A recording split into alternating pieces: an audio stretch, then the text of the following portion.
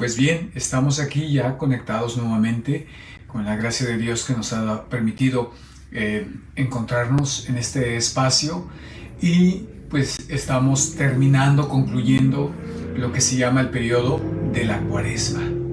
Este periodo de la Cuaresma, que comprende 40 días y 6 domingos, pues nos ayuda a preparar el gozo de la resurrección. Quisiera decir algo en esto, este periodo de Cuaresma, ¿verdad? En la mística, en la doctrina de la Iglesia acerca de la conversión del ser humano, ¿qué significa, en otras palabras, ser cristiano? Pues habla de un proceso. Y este proceso especialmente habla de que tiene 3 etapas este proceso. Tanto San Juan de la Cruz, los maestros, ¿verdad? Santa Teresa de Ávila, hablan de estos 3 procesos, de alguna manera o de otra, pero pueden hablar de 6 procesos, como Teresa, de 6 moradas, y la séptima de la unión, pero en general tienen 3, está determinado por 3, ya sea más detallado o menos detallado. Y el primero es la purgación, ¿sí? La purgación, es decir, la purificación. Entonces, este periodo de Cuaresma está allí metido, en el proceso de purificación. Cuando nosotros iniciamos nuestras prácticas cuaresmales, cuando nosotros, este tiempo de Cuaresma, suenan las palabras todavía es tiempo, conviértanse, las llamadas desde el miércoles de ceniza, arrepiéntete y cree en el Evangelio, recuerda que eres polvo y al polvo has de volver, y nos recuerda que esta vida termina y que es necesario empezar a gozar de las cosas de Dios. Apunta todo lo apunta hacia la conversión, hacia esta purificación, hacia esa conversión de nuestras pasiones, de nuestros malos hábitos, de nuestros vicios. Estos 40 días es una lucha en contra, ¿verdad? Una lucha de una manera sacramental, como lo hemos dicho desde el principio, en contra del pecado, para decirlo en palabras sencillas. Y entonces, cuando, gracias a Dios, hemos vencido estas pasiones, y cada año pues es diferente este ambiente, bueno, entonces vendrá el gozo de la resurrección. ¿Y qué significa? A veces yo he visto personas que terminan sus prácticas cuaresmales y dicen, ahora sí ya, nos olvidamos de confesión, nos olvidamos de misa, nos olvidamos de oración, ya puedo comer chocolates, ya puedo tomar soda, la que sea, ¿no? Y esto va en contra pues del espíritu precisamente de la Cuaresma, porque gracias a Dios se ha logrado conquistar de alguna manera, se ha dado un pasito hacia la conversión, y entonces es necesario conservar, ¿verdad? Conservar, por ejemplo, si yo digamos, voy a dejar de ver algún Netflix, por ejemplo, o voy a dejar de ver películas en general, ¿no? O voy a dejar de jugar mis video games. Bueno, ¿qué significa? Que regresando yo no puedo ser el mismo. Que gracias a Dios pude vivir esos 40 días sin ese entretenimiento, y que gracias a Dios, porque no tuve ese entretenimiento, pude dedicarme a las prácticas de caridad, pude dedicarme a la oración, etcétera. Bueno, entonces de alguna manera lo uso de una manera moderada, de tal manera que yo pueda seguir, moverme a la segunda etapa. ¿Cuál es la segunda etapa? La iluminación. Es decir, que a través de la revelación yo pueda entender la vida, las situaciones de cada día desde una nueva luz. Y esto es bien importante, porque muchos de nosotros podemos vivir, como se le llama en los alcohólicos anónimos podemos vivir como alcohólicos secos. ¿Qué significa este concepto? Un alcohólico seco es aquella persona que ha dejado de beber, que ha dejado de tomar, que ya no está adicto en este momento. Su tendencia sí la es, pero ya no bebe. Sin embargo, no ha habido un cambio de mentalidad. De tal manera que a veces estas personas se hacen más intolerantes, ¿sí? Se hacen más gravosas, se hacen más pesadas a la familia que cuando tomaban. Y esto significa que no ha habido una conversión de mentalidad, que sí ha dejado esos malos hábitos, pero que su corazón sigue apegado a otras cosas.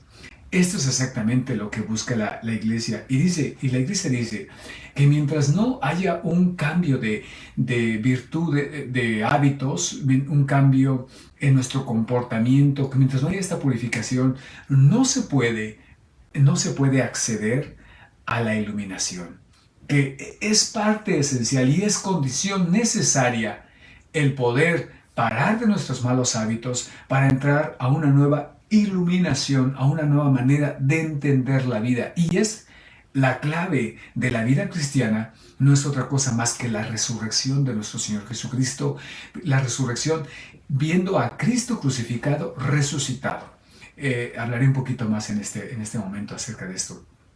Sin embargo, esta nos va a ser la clave de poder mirar toda mi vida y la vida de los demás y la vida del mundo a través de ese Dios que salva, a ese Dios que incluso de la muerte saca vida y que de alguna manera se nos había anunciado con la creación de la nada, sacó, ¿verdad? Creó. Dios creó de la nada. De igual manera, pero de una manera más grande y más asombrosa, de la muerte, de lo destruido, eso lo convierte en salvación, ¿sí? De esa manera asombrosa. Es necesario meternos en esa mentalidad de Jesús que vivía ya como resucitado, como veía las cosas Jesús. Y esto nos va a llevar a una tercera etapa, para no alargarme, y que es a la unión. Sí, a veces creemos que la vida del cristiano solamente es portarnos bien para ir al cielo. No. De alguna manera, especialmente San Pablo, ¿verdad? Nos va a decir que ya somos ciudadanos del cielo. Pero lo importante es la transformación de este mundo. No es que nosotros vayamos, que nuestra alma vaya al cielo. Eso es un poquito más, voy a decir esta expresión temeraria, espero que me puedan dar a entender. Esa es más una mentalidad platónica. Platón hablaba de que la liberación del alma el cuerpo era como su cárcel y el alma estaba encerrada. Entonces la muerte significaba esa liberación del alma y ya estaba con Dios. Nosotros los católicos no es la prioridad de morirnos y estar con Dios, no. La prioridad es traer el reino de los cielos, que el reino de los cielos se establezca ya aquí en la tierra, que haya una transformación, haya una redención, una santidad, en otras palabras, y una transformación de mi alrededor. Eso es lo que busca el cristianismo y eso solamente se da desde la purgación, desde una nueva mentalidad y finalmente la unión con Cristo. Espero estarme dando a entender y no revolverlos mucho. Y entonces, junto con esto, bueno, entonces viene terminando la Cuaresma y darle pasada a la Semana Santa. Y esto es lo que vamos a mirar el día de hoy. ¿Sí? La Semana Santa. La Semana Santa va a recrear, que comienza con el Domingo de Ramos, va a recrear los últimos días de Jesús aquí en la tierra. ¿Sí? Y comienza desde su entrada de Jesús a Jerusalén, que precisamente en la Santa Eucaristía de este domingo lo vamos a recrear y vamos a darle lectura al Evangelio. Se va a leer el Evangelio de Lucas, capítulo 19, del versículo 28 al 40 de esta ocasión. Vamos, por como ya me he dilatado, no voy a hacer mucho énfasis en me lo voy a brincar, perdonadme ustedes, perdónenme, pero me voy a dedicar un poquito más al Evangelio y del cual tampoco lo voy a leer todo porque es el Evangelio más grande, ¿no? Es Lucas y me gustaría solamente hacer un acento especialmente en lo particular de Lucas que nos trae. Y por eso en el video decía yo que es el domingo de la Pasión. o el Domingo de Ramos. La iglesia le llama más el Domingo de la Pasión porque es el domingo en el que se lee la pasión de nuestro Señor Jesucristo de acuerdo a ese evangelio. Y el viernes lo vamos a leer, pero desde la versión de Lucas. Cada año hacemos lo mismo. ¿Sí? En el Viernes Santo siempre se lee la pasión desde San Juan. Y cada año, en el Domingo de Ramos, se lee desde el evangelista que estamos que estamos leyendo en el año litúrgico, y esta vez toca Lucas. Bien, me gustaría de alguna manera decir que también la primera lectura y el evangelio, la primera lectura, el salmo y la segunda lectura, cada año siempre son los mismos, lo único que cambia es el evangelio. Bien, vamos a dar la lectura a nuestro evangelio en el capítulo 22. ¿Sí? En el capítulo 22 de San Lucas vamos a encontrarnos y vamos a ir desde el versículo 14 al 23. ¿Sí? El versículo comienza, quiero decir, no lo voy a leer todo, perdónenme, pero el Evangelio está en el capítulo 22 y comienza desde el versículo 14 y termina hasta que termina el capítulo 23. Prácticamente son 2 capítulos de Lucas, pero son bastante extensos.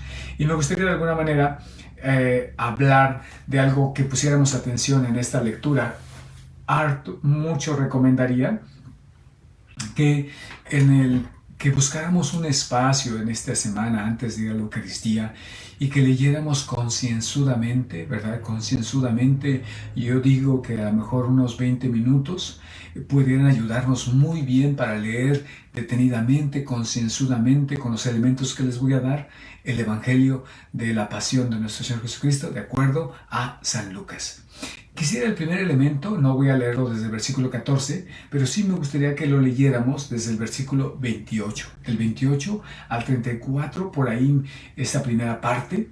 ¿Por qué? Porque recordemos que cuando meditábamos el primer domingo de Cuaresma, hablábamos de las 3 tentaciones.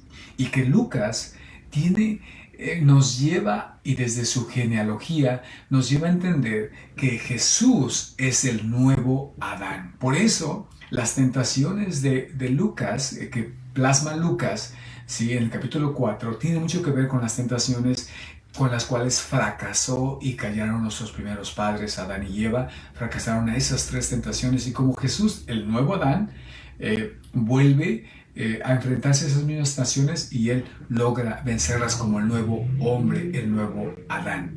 Con eso en la mentalidad, vamos a empezar a leer nuestro evangelio en el versículo 28. Me gustaría que por ahí pudiéramos ir.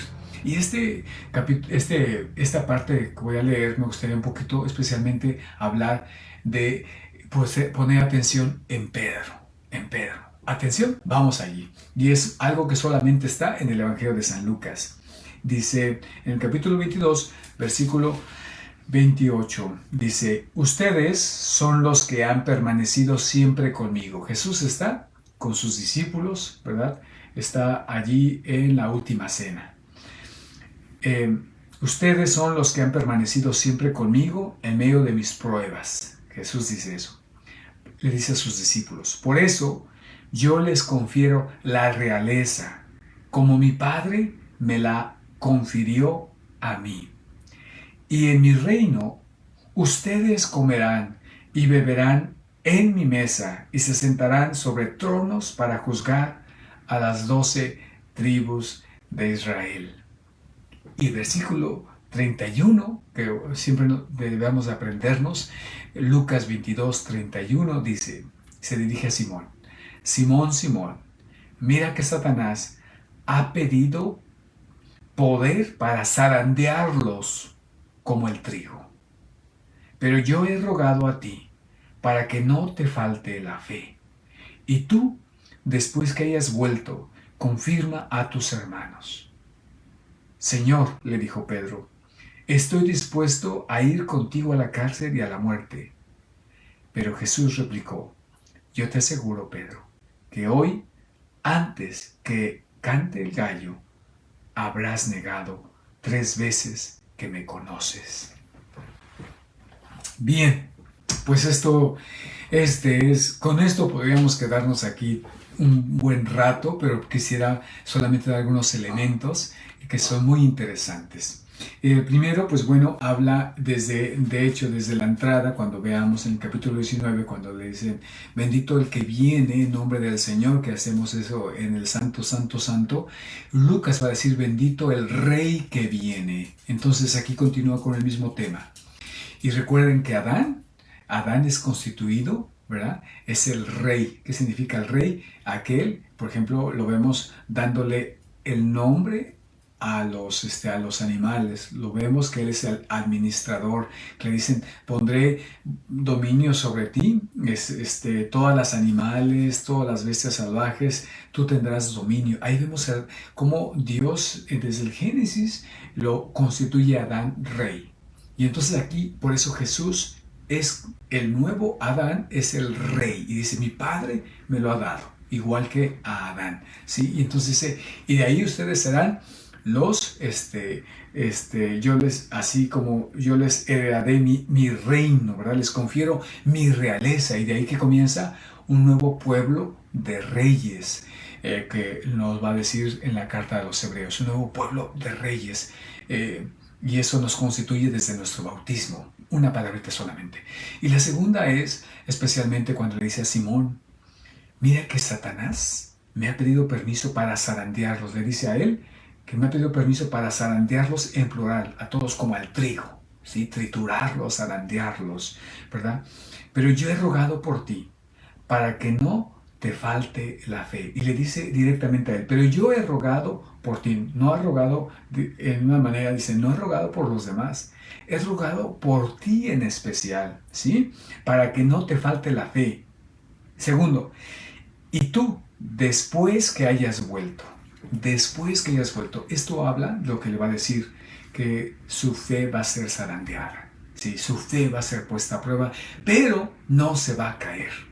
No se va a caer. Y dice, y después de que vengas, de que tú regreses, confirma a tus hermanos. Pedro le sale ahí lo bravo y dice, Señor, yo iría contigo hasta la cárcel y a la muerte. Dios le dice, yo te aseguro, Pedro, que hoy, antes que cante el gallo, me habrás negado 3 veces. Y esta afirmación, a veces dice, cuando cante el gallo 3 veces, lo habrás negado 3 veces. Y a la primera, antes de que cante la primera vez el gallo, dice, en Lucas, me habrás negado 3 veces. Habla de la fragilidad.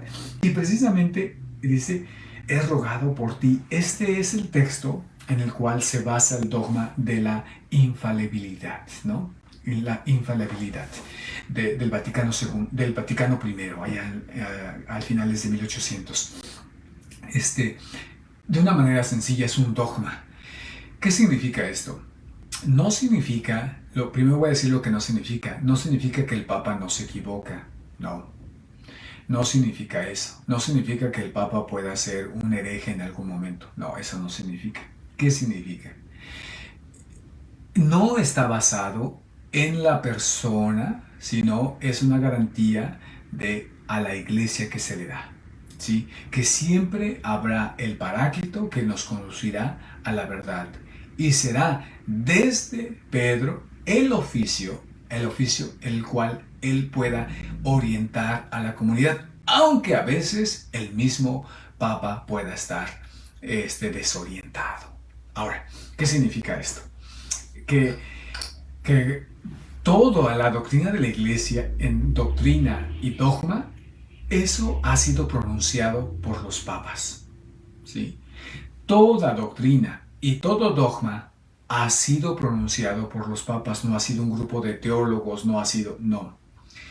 Si es un grupo de teólogos, se lo exponen al Papa y el Papa lo pronuncia, lo que se llama, y a eso se le llama la ex cátedra. Es decir, que tiene que ser un momento oficial, ¿sí? El Papa dice, voy a pronunciar algo ex cátedra. Y se pronuncia, de hecho, hasta él tiene físicamente que estar en la Basílica de San Juan de Letrán, en la silla donde pronuncia ex cátedra, y en qué no se equivoca, sobre moral y fe.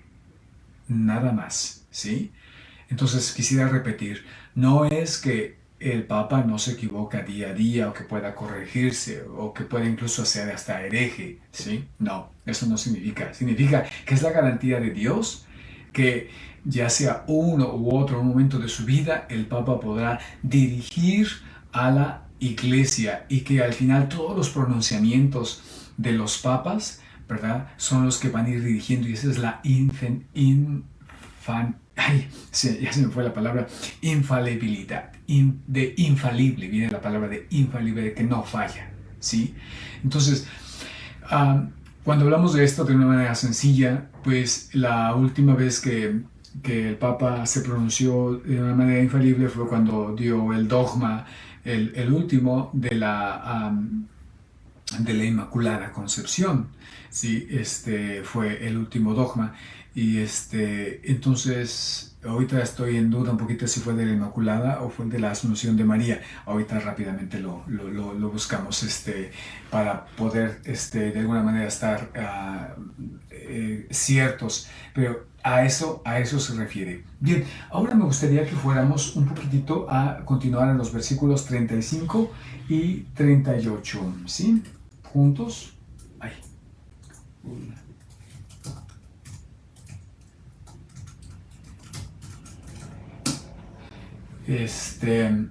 Y vamos a leer desde el 35 al 38, que también es algo muy controversial, ¿sí? Y aquí ya me están ayudando, y el último dogma fue el de la Asunción de María Santísima en el año de 1950, estaba por ahí un poquito equivocado yo. Entonces fue el de la Asunción de María en 1950, hace 72 años que el Papa se pronunció desde ex cátedra. Y cuando hay un dogma, eso ya es irreversible y eso es lo que se llama la infalibilidad. Bien, continuamos después de esta pequeña duda. Bien, 35. Me gustaría leer 35 al 34, al 38. Después les dijo, cuando los envié sin bolsa, ni alforja, ni sandalias, ¿les faltó alguna cosa? Nada, respondieron. Él agregó, pero ahora, el que tenga una bolsa, que la lleve. El que tenga una alforja, que la lleve también. Y el que no tenga espada, que venda su manto para comprar. Porque les aseguro que debe cumplirse en mí esta palabra de la Escritura. Fue contado entre malhechores. Ya llega a su fin todo lo que se refiere a mí. Señor, le dijeron, aquí hay 2 espadas. Él les respondió, basta. También de una manera un poquito solamente dando luz, también un tema bastante interesante, especialmente en Lucas, ¿verdad? Que es único en Lucas. Bueno, aquí, este es un texto tan precioso que me gustaría invitarlos a leer Isaías, capítulo 53, versículo 12, que es lo que Jesús está citando aquí, que fue contado entre malhechores. Y entonces por eso está diciendo que el que no tenga bolsa, bueno, que el que les ha dicho que no le faltó, pero ahora es necesario que lo lleven. ¿Por qué? Porque Jesús, se entiende y lo hace de manera explícita como el siervo sufriente del cual Isaías pronosticó o de alguna manera profetizó. Y Jesús se identifica con ese siervo sufriente. Me gustaría que fueran allá los capítulos de Isaías a partir del 50 y que son las 4 figuras del siervo sufriente, y Jesús aquí se está identificando con es aquel siervo sufriente que va a sufrir en lugar de su pueblo. Y entonces cuando habla de esto tiene que ver para cumplirse esa profecía. Como los discípulos nuevamente no lo están siguiendo a Jesús, pues van a decir, aquí hay 2 espadas, lo cual es contradictorio porque Jesús ha dicho siempre, ¿verdad? Ha predicado la no violencia. Ha predicado la no violencia una y otra vez, y vemos aquí que los discípulos por ahí llevan escondidas 2 espadas por si las dudas. A veces me recuerda, algunas personas dicen, oye, yo no soy supersticioso, pero por si las dudas, ¿verdad? Por si las dudas me voy a echar agua bendita, pero no soy supersticioso. Asimismo los discípulos, ¿verdad? Pues no nos va a pasar, estamos confiados con Jesús y dice que no tengamos violencia, pero por si las dudas, por si se ofrece, pues vamos a irnos preparaditos, ¿verdad? Vamos a irnos preparaditos. Y aquí es pues todavía como el corazón de los discípulos todavía están en esa purgación, hablando del primer tema, y que empiezan a vislumbrar una nueva manera de entender la vida, una nueva manera de entenderse a sí mismos, ¿sí? Y continuamos. Me gustaría que continuáramos del 39 al 46 y posiblemente hasta allí nos quedemos, que son rasgos muy únicos de Lucas. Y lo leemos, que este pedacito también me encanta. Dice del 39 al 46. Y de hecho es el logo que utilicé para este tema. Enseguida Jesús salió y fue como de costumbre al monte de los olivos, seguido de sus discípulos. Cuando llegaron, se me cae la Biblia, les dijo, oren para no caer en la tentación. Después se alejó de ellos más o menos a distancia de un tiro de piedra y puesto de rodillas oraba, Padre, si quieres aleja de mí este cáliz, pero que no se haga mi voluntad, sino la tuya. Entonces se le apareció un ángel del cielo que lo reconfortaba. En medio de la angustia, él oraba más intensamente y su sudor era como gotas de sangre que recorrían hasta el suelo. ¿Sí? Después de orar, se levantó, fue hacia donde estaban sus discípulos y los encontró adormecidos por la tristeza. Jesús les dijo, ¿por qué están durmiendo? Levántense y oren para no caer en la tentación. ¡Wow! ¡Qué pasaje tan hermoso! También único en Lucas. Todo esto yo no lo supiéramos si no es por Lucas. Si no es por Lucas. Los otros evangelistas no ponen estos detalles, ¿no? Y lo primero que me gustaría que pusiéramos atención es al Monte de los Olivos. Sí, al Monte de los Olivos. Lucas va a decir que Jesús va continuamente al Monte de los Olivos y ese es su lugar favorito. Y que allí Jesús ora, ahí Jesús hace oración. Y nos encontramos ahí con Ahora, ¿por qué el Monte de los Olivos? Y eso tiene también otra vez que ver con Adán. No es bíblico esto, lo que voy a decir, pero está en la tradición de los judíos, en los Midrash, en las homilías de los judíos.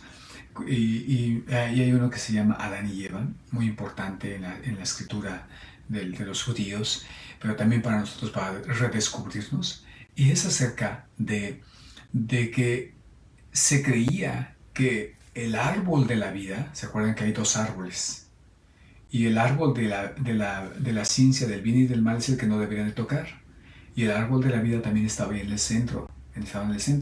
Bueno, los judíos creían que el árbol de la vida era un árbol de olivo.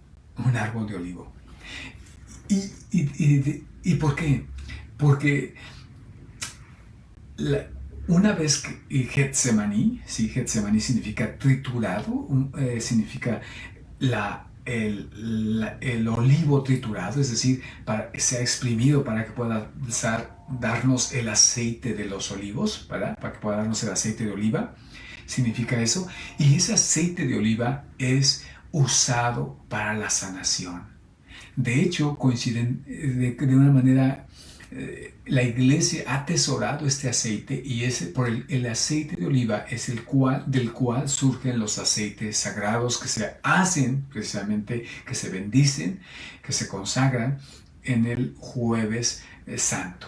¿Sí? Y es el aceite del bautismo, de la sanación del alma, es el aceite para la confirmación, ¿verdad? En donde se recibe la unción del Espíritu Santo, es el aceite de los enfermos que les da la vida, les restaura la vida, y el aceite de la ordenación sacerdotal.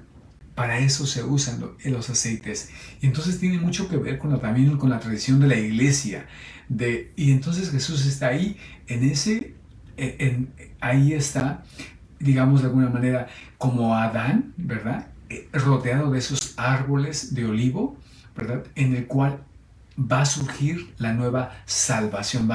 En el árbol de la vida, en la cruz, va a dar nueva con su vida, va a darnos vida, y de ahí va a surgir los aceites que van a darnos la vida eterna en la vida sacramental de la iglesia. Espero que eso pueda ayudarnos un poquitito porque es importante.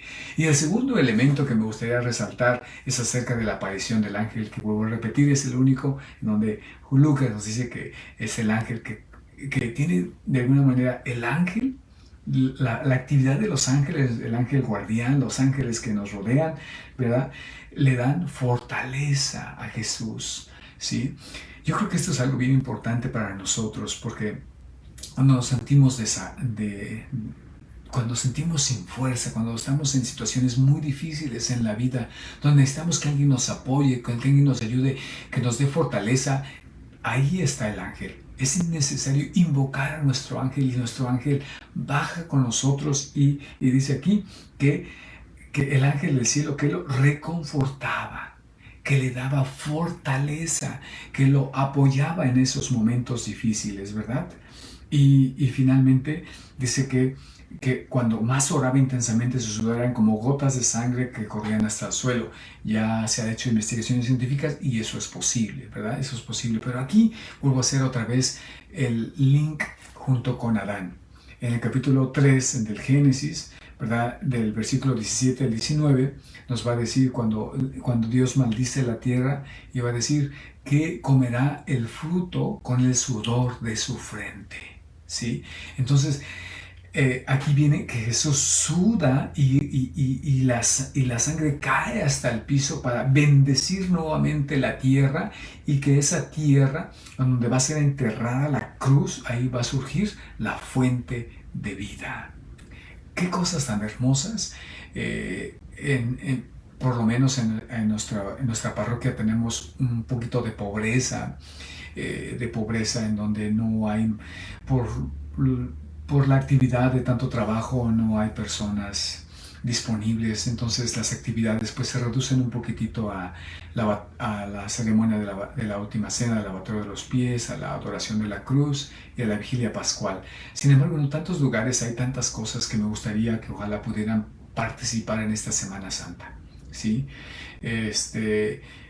Por ejemplo, se hacen cuestiones interesantes en la adoración nocturna después, acompañar a Jesús en este momento, en esta oración, y experimentar el ángel que viene a consolarle, y como nosotros podemos consolar al mundo. El mundo sufre, especialmente pensemos en Ucrania, cómo sufre nuestros jóvenes, nuestros niños, nuestros ancianos, la gente, los matrimonios, cómo sufre la gente, y pedir a nuestro ángel guardián que pueda consolar. Otros momentos, por ejemplo, en mi pueblo donde yo nací, también hay esa marcha del silencio, hay ese Vía Crucis, hay tantas cosas hermosas, el sermón de las 7 palabras, que si ustedes tienen la oportunidad, ¿verdad? Si tienen la oportunidad en sus parroquias, vayan. Yo los animo a que puedan vivir santamente esta Pascua, esta Semana Santa, y el Sábado Santo, que es un silencio. Si tienen la oportunidad de darse a retiro, de darse a oración, sería lo más importante. Puedo repetir, pues nuestra parroquia es un poquito sellada con el trabajo, con las fábricas que están alrededor, y del cual pues no se nos da esa oportunidad. Sin embargo, si por ahí alguien tiene esa oportunidad, sería excelente. Bueno, pues vamos a pedir a Dios que nos dé la bendición y que podamos vivir de una manera santa esta semana que cambió a todo el mundo. El Señor les bendiga. En nombre del Padre, del Hijo y del Espíritu Santo. Hasta pronto. Estamos unidos en la oración.